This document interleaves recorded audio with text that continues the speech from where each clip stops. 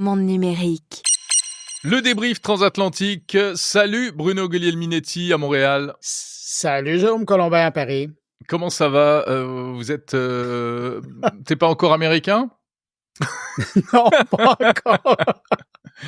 C'est un sujet qui fâche ou pas chez vous, les personnes? Oui, ben c'est sûr que ça fait discuter, mais pour le moment, non, on n'est pas encore américain. Mais bien franchement, j'ai plus l'impression que c'est le style de l'homme. Ah bah Et on parle évidemment de Donald Trump, et c'est juste pour provoquer. Il aime provoquer, c'est tout. c'est vrai. Alors, Mais ça a des répercussions quand même. C'est vrai. On peut dire qu'il a fait un début de mandat tonitruant, et il y a notamment ce sujet qui nous concerne et qui nous intéresse au premier chef, c'est cette annonce spectaculaire. Le fameux projet Stargate, 500 milliards de dollars consacrés à l'intelligence artificielle. Qu'est-ce que tu en Avant de penses? être plus loin, Stargate, est-ce que ça te dit quelque chose? Ah bah oui, ce nom-là? complètement. Ah évidemment, Stargate, C'était la série? C'est une série, c'est un film.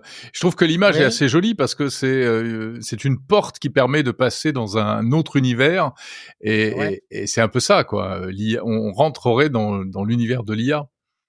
Ouais. Et je pense que ça n'a pas été choisi à la légère par les Sam Altman de cette planète. Tout à fait. Et mais pour revenir à ta question, mais je voulais voir si justement ça t'appelait ce souvenir-là. Ben écoute, c'est évidemment pour les Américains, c'est une bonne nouvelle parce que de voir 500 milliards de dollars être investis dans l'IA, c'est intéressant. De savoir qu'il y en a 100 milliards qui vont être investis dès le début, malgré ce qu'Elon Musk dit en disant que non, ils n'ont pas tout cet argent-là. Mm. Déjà, il y a le patron de Microsoft qui disait, ben moi j'en ai 80. Alors, Ouais. il reste 20 milliards à trouver. Mais il a dit attention, je les mettrai pas dans n'importe quoi. Ouais, ben non, mais c'est ça, mais c'est sûr. Et là, on parle, avec ce projet-là, pour le moment, on parle essentiellement d'infrastructure, de technologie, mais il y a encore beaucoup de solutions à trouver, par exemple, pour l'apport énergétique, pour faire Ouais. rouler tous ces trucs-là. Là, ça va être un méchant défi, d'autant plus que ça va probablement être construit au Texas, qui est l'État chouchou de tous ces gens-là de ce temps-ci. C'est la nouvelle zone de la tech, hein, le nouvel Eldorado de la Ouais. tech, le Texas. Au Silicon Valley. Mais c'est vrai que c'est notamment parce que ça a des fortes ressources énergétiques.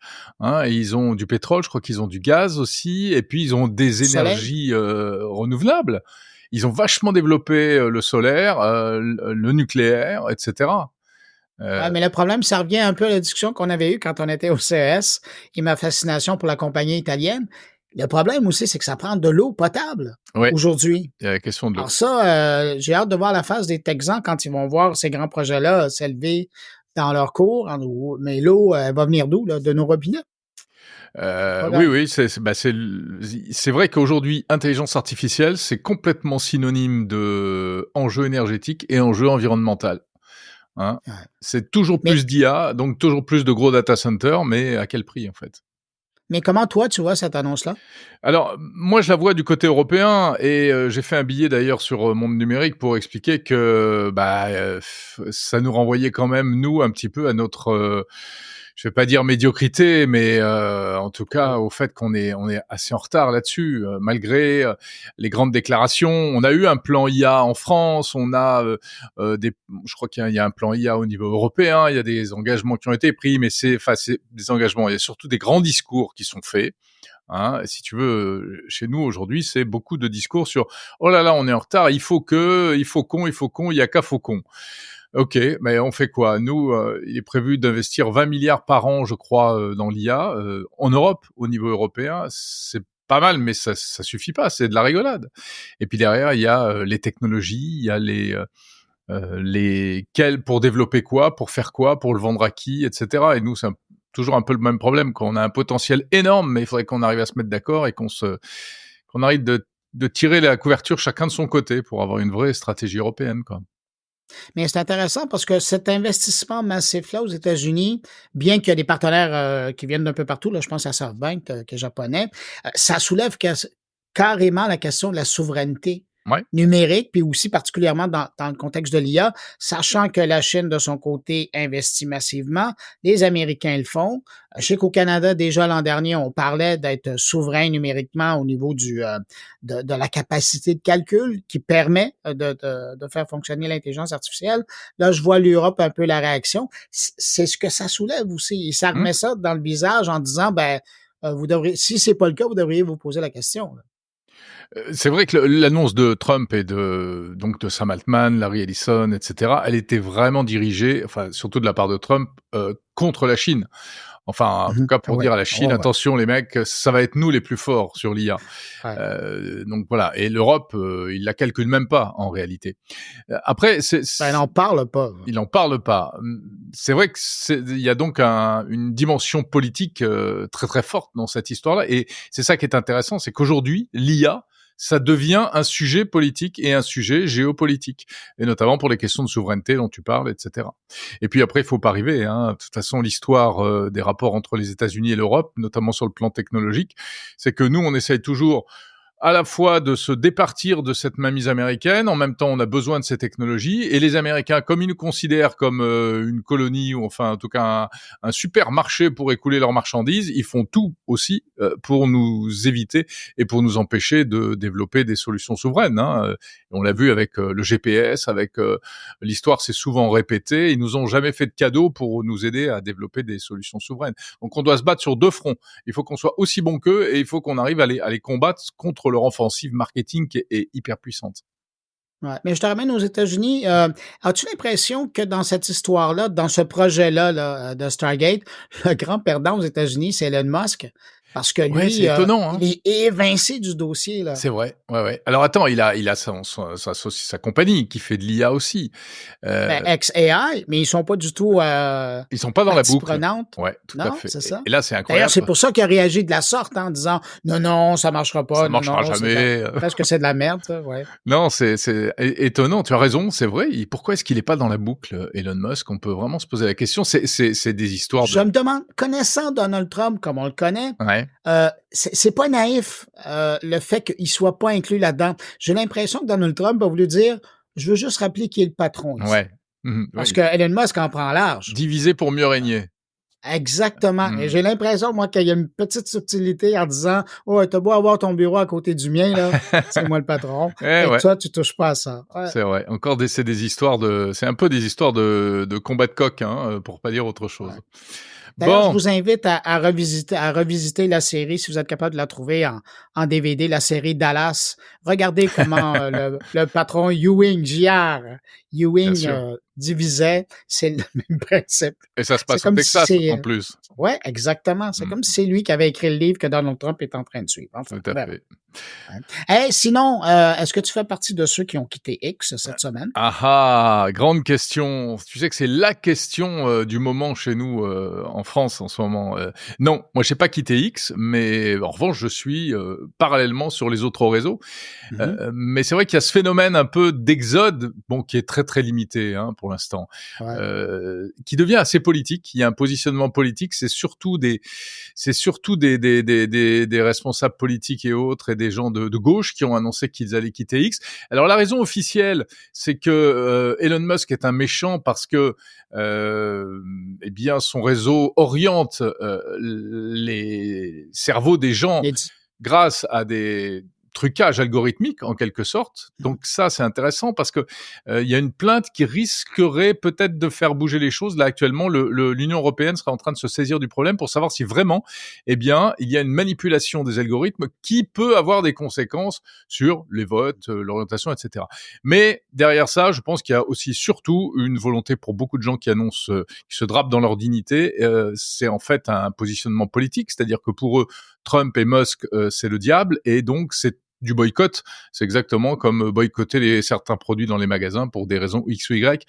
Donc c'est surtout pour ça que les gens s'en vont. Des médias ont annoncé également qu'ils allaient partir, hein, ça t'a pas échappé. La Libération, Le Monde, ouais. Exactement, et puis, bah, écoute, moi je peux même te dire et dire, enfin, d'après mon petit doigt m'a dit que également dans le service public et dans l'audiovisuel, aussi bien, France Télévisions que Radio France, c'était une question qui se posait et qu'ils étaient un peu, entre 2 eaux. En tout cas, ils avaient décidé un peu de décélérer leur présence sur X, en attendant de voir, mais il n'est pas exclu qu'ils annoncent également leur départ, ce qui serait assez, étonnant. Moi, je pense que c'est pas une bonne chose parce que ça laisserait la voie à toute une population, aux complotistes, etc. Et puis ça accrédite même la thèse d'Elon Musk, tu sais, qui est qu'il y a plus de journalisme, ça n'existe plus, il y a plus que Que des le journalistes journaliste citoyen est citoyens, l'unique chemin. etc. Voilà. Et même, il faut faire attention, il y a une bémol. C'est pas le journalisme citoyen, ce sont les gens qui utilisent X qui sont les vrais Ouais, journalistes. ouais. Alors après, il y a des choses étonnantes. Je sais pas si tu utilises Grok pour faire des résumés d'actualité à partir de X. Ouais.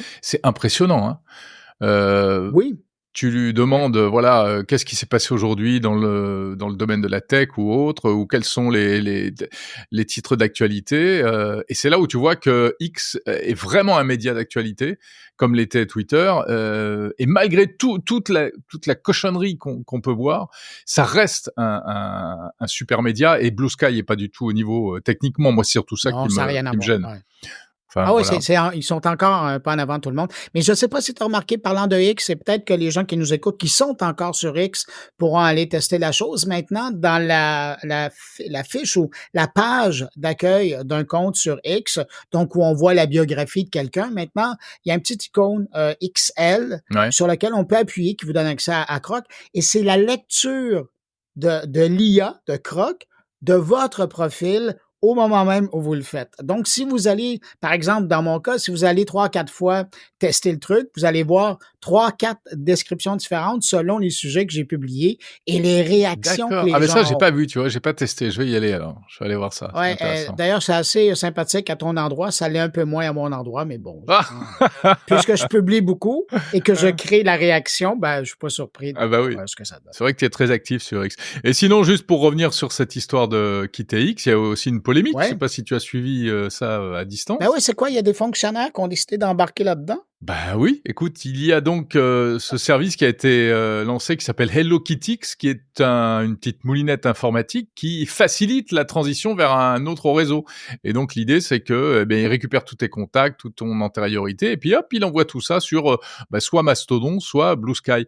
Mais ça fait polémique parce qu'en fait, ça a été créé par des gens du CNRS, entre autres par des gens du CNRS. Alors moi, je connais la personne, enfin je la connais pas intimement, mais c'est quelqu'un que j'avais interviewé qui s'appelle David Chavalarias, qui dirige un institut du CNRS, et il se fait il est un peu cloué au pilori parce que le problème, c'est que visiblement ça a été un peu développé avec des chercheurs du CNRS, possiblement sur leur temps de travail, possiblement c'est en partie hébergé sur des serveurs du CNRS, et le CNRS c'est un institut public. Est-ce que c'est vraiment son rôle de faire ça? Alors lui, en plus, il a une réaction qui était assez violente en disant que de toute façon c'était la liberté académique et que si on s'attaquait à lui, on risquait des poursuites pénales. Donc c'était assez ardos comme. Il Mais se drape il de se la protection. voilà, exactement. Et il dit que ce n'est pas du tout politique, ça reste scientifique, puisque lui, en fait, c'est quelqu'un qui a beaucoup travaillé sur la toxicité des réseaux sociaux, Mhm. et son parti pris étant de dire que de toute façon X est une machine dangereuse entre guillemets aujourd'hui, eh bien c'est quelque part de salubrité publique et non pas partisan de proposer ça. Mais le problème, c'est que dans le comité qui fait ça, il y a aussi des gens qui sont très engagés politiquement. Donc, Ouais. c'est assez mal engagé. Le CNRS officiellement n'est pas impliqué, mais le CNRS se retrouve un peu en difficulté, et ça pose un peu problème, cette histoire-là. Oui, puis d'autant plus que c'était une chose de faire l'expérience ou développer le prototype et de le garder dans les murs de Tout l'institution à fait. ou de dire que ça existe ou de faire des communications. Voilà. Mais là, il y a carrément eu un plan de communication autour de ça. Oui. On sent que c'était une offensive, c'était une campagne. Là, on Oui, est parce plus que moi, dans on en avait la parlé recherche. Là. ensemble. Je Ben t'en avais tout à parlé de fait. ce truc-là quand ça avait Ah été ouais. lancé, parce que ça m'intriguait. D'ailleurs, ce qui était l'occasion de dire que je n'étais pas forcément personnellement très très favorable comme ça au fait de quitter X, mais il y a eu de la communication par rapport à ça, et c'est très, on est vraiment sur la ligne de fracture, parce que c'est pas exactement un objet scientifique, ce truc-là, mais ça a un petit peu des allures un peu d'action politique, ouais. Ouais. Ah, Jérôme, je t'amène totalement ailleurs. Oui. De quoi tu parles cette semaine? Alors écoute, c'est pas tellement ailleurs parce qu'en fait, je parle d'intelligence artificielle, évidemment, et avec un invité super, qui est un monsieur qui s'appelle Bruno Maisonnier, qui est, l'inventeur des petits robots Pepper et Nao, mais qui Ah oui, oui! tu connais, mais surtout qui, en fait, eh bien, se lance dans un truc de fou, qui vient d'écrire un livre, qui s'appelle Organic AI. Et lui, c'est génial son truc. Il veut créer une nouvelle forme d'intelligence artificielle qui soit pas basée sur les LLM statistiques qu'on connaît aujourd'hui, mais qui soit vraiment basée sur ce qu'on sait du cerveau et des cerveaux animaux et organiques.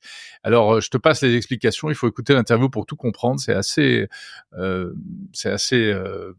perché, j'allais dire, mais c'est très très intéressant. Et puis sinon, j'ai interviewé également un jeune homme qui a inventé une drôle d'application mobile qui permet d'écrire des livres très facilement, soi-même, évidemment grâce à ChatGPT. Et donc tu peux écrire des romans, des livres pour Une l'éducation, application, etc. Et tu quand fais même, tout hein? ça avec ton application. En 3 clics, j'ai écrit un essai sur l'intelligence artificielle, Ton nouveau best-seller. qui est mon nouveau best-seller. Voilà, donc c'est assez Ah ouais, étonnant. bientôt disponible sur Amazon. Ah, quand même, hein? Bruno, de quoi parles-tu cette semaine dans ton carnet? Ben écoute, Jérôme, cette semaine, 3 sujets, je pense, qui vont intéresser aussi tes auditeurs. Je parle de l'initiative Free Our Feeds, qui est un truc international. Ils ont décidé de... Bon, on connaît Blue Sky, ça a été construit sur une technologie disruptive qui permet de laisser plein contrôle aux utilisateurs. Là, il y a une initiative internationale qui veut créer, et ils sont appuyés d'ailleurs par les gens de Blue Sky, pour créer un deuxième système parallèle Ah oui. qui permettrait à des réseaux sociaux carrément d'aller s'installer sur un truc comme ça. Alors, on parle de ça avec Philippe Baudouin. Je fais un écho à la semaine dernière à New York, se tenait le grand salon du commerce. Oui. D'ailleurs, il y a bien des gens qui quittaient Las Vegas pour aller à New York pour Ouais, aller couvrir l'événement. c'est le CES du commerce, en fait. Exactement. Alors, j'avais mon envoyé spécial. Je vais parler avec Michel Rochette. Et puis aussi, on va parler. Tu sais que pour être en lien avec la politique américaine, il y a ce fameux document mystérieux Project 2025 dont on a parlé pendant la campagne américaine, mais Donald Trump s'est toujours dit non, moi j'ai aucun lien avec ce document-là, je l'ai même pas lu. Ben, dans ce document-là, on parle beaucoup du monde numérique, des réseaux sociaux, et j'ai une entrevue avec un professeur qui s'est tapé tout le document pour analyser l'impact sur les réseaux sociaux. C'est Denis Bouchard qu'on joue à Ottawa, c'est assez fascinant comme entrevue. Excellent. On ira écouter ça. Mon cher Bruno, je te dis à la semaine prochaine. Ah, déjà. Eh oui. Écoute, je te laisse retourner à ton podcast et puis je te dis à la semaine prochaine. Salut. Salut, ciao, ciao.